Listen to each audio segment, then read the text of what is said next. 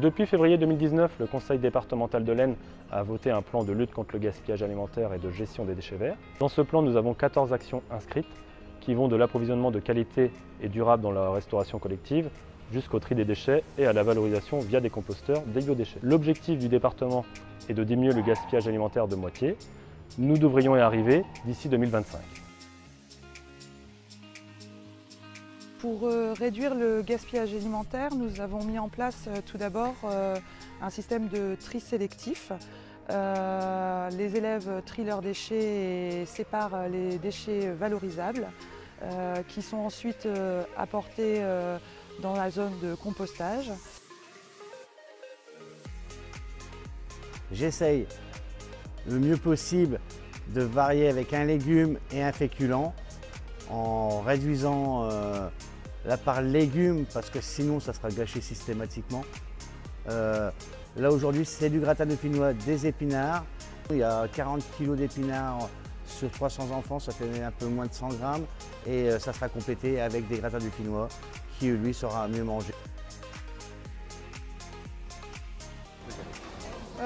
Avec les panneaux ici, on met chaque jour du coup, les aliments qu'on doit trier donc, en fonction du compost ou des déchets.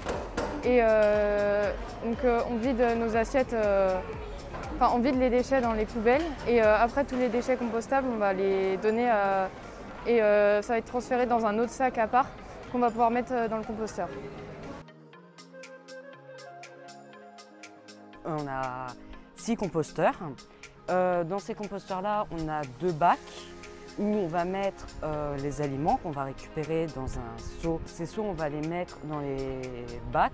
On va mettre la nourriture et on va mettre aussi des copeaux de bois pour la fermentation. Et à un bout d'un moment, on va récupérer ce qu'il y a à l'intérieur. On va les mettre juste là-haut pour laisser reposer et ensuite on va changer de bac, etc. pour avoir de la terre. Ça fait depuis plusieurs années que l'établissement travaille sur une démarche globale autour du développement durable et de la gestion des déchets. Les élèves sont impliqués, les professeurs sont impliqués, les agents sont impliqués, ce qui est une dynamique tout à fait formidable pour l'établissement.